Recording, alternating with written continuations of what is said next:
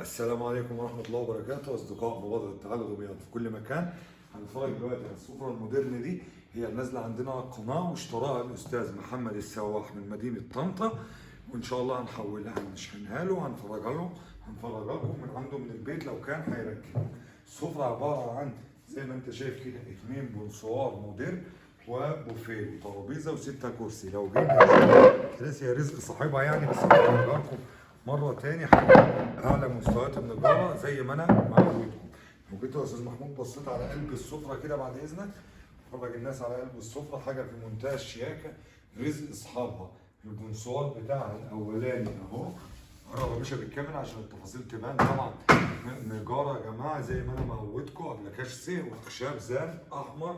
هنا عندي 2 درج في البوفيه كمان. هنا حاول تتحرك يا محمود معايا عشان تبين لهم التفاصيل. هنا دي ضرفة معايا كمان، ضرفة هنا وضرفتين كمان في النص. طبعا يا جماعة المقبض معايا ستانلس ستيل تمام.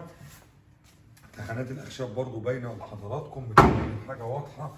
هي عبارة عن إيه؟ رزق صاحب النصيب، رزق الأستاذ محمد السواح من مدينة طنطا.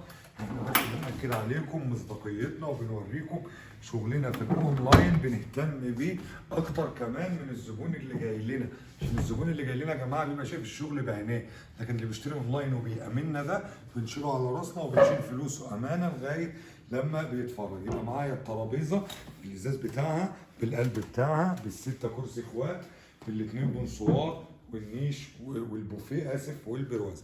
الف مبروك عليكم يا استاذ محمد، ربنا يجعلها جوازه الهنا ان شاء الله، ربنا يتمم لك على الف خير. هنبتدي نغلف السفره دلوقتي.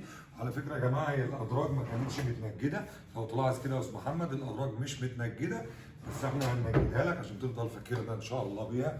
الف مبروك عليك، ودعمونا يا جماعه بلايك وشير ومتابعه، واستنونا دايما كل يوم جديد مبادره تعاون. شكرا لكم والسلام عليكم.